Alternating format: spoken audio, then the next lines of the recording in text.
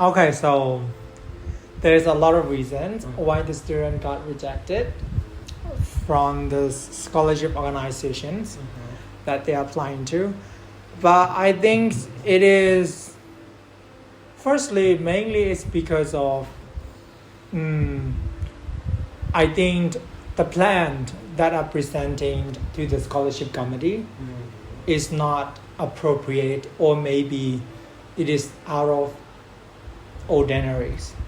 For example, like, okay, if you are applying the scholarship majoring, okay, for example, bachelor degrees, for example, right? So we have to write essays that are demonstrate our future plans. So in this future plan, we need to present our action plans and our projects that we are going to implement after our studies.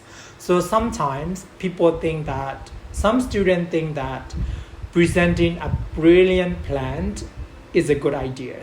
But somehow we need to also think about the skills that we have gained after our study as well. Sometimes the plan is too big that we could achieve. Yeah, I think that is one thing that students have to consider and why they got rejected. And another one is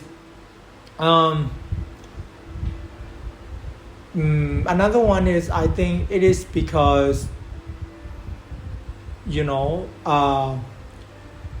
they don't know you well, or you are not presenting yourself in a way that they can know you well within 3 essays.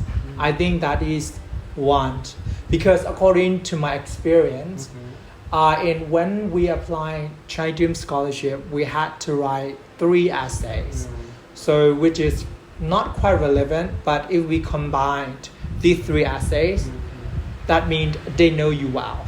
So in any matters, like, you have to integrate these 3 essays to let them understand who you are and where you come from, what is your identity, what you stand for. So yeah, sometimes how could I say, the scholarship may not ask all of the information, even though some information that is important.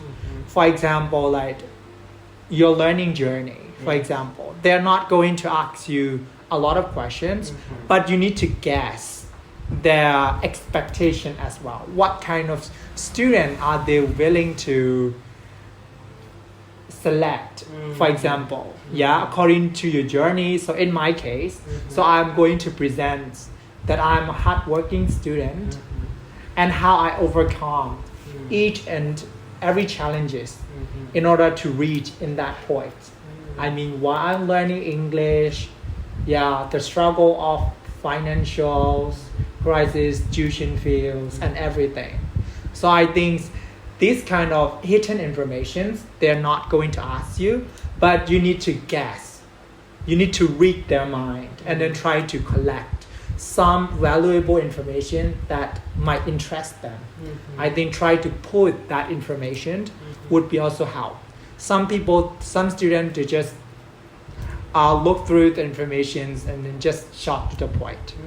Short to the point is good, but sometimes if they don't know you well, it is highly chances that you will never be selected.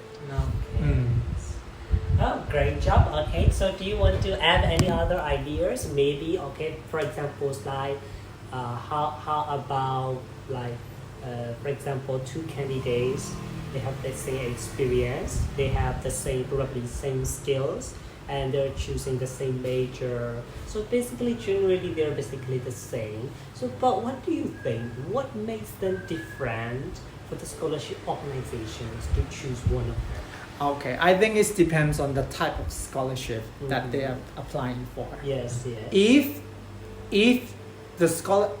you are applying for a need-based scholarship, so they are looking for the candidates who need help rather than qualifications. I think, for example, they read through your essays, they see your profiles, they see your experience. If you had lots of experience and you are competent in that field already. So it is highly possible that they're not going to select you because you're already good enough. But however, in terms of university scholarship, so their aim is to select the bright student or the students who can contribute to the school better. So they might choose the one who have loader experience and who can make a lot of contribution by using their skills and their talent to upgrade their school standards. So it depends on what type of the scholarship. So need-based scholarship, they are going to encourage for the candidates who need help and support to reach a certain point. But for the like university scholarship, they aim for talented students. For example, like master's degree like Chiang Mai, they're going to accept for just students with GPA over 3.5 or over 3.5. Yes. So they have a certain standard. Yes. Okay, great. Just the last questions. What do you think children is need-based or merit? It's like merit-based, which means more skill or academic-based, we call it. What do you think? I think children scholarship is they are looking for the candidate who they see the potential. I mean the potential. Of course, they might not be go above or below, but it is in the mediums. Yes. In the mediums. For example, okay, these students, now they have this experience and according to what they've said and what they've presented.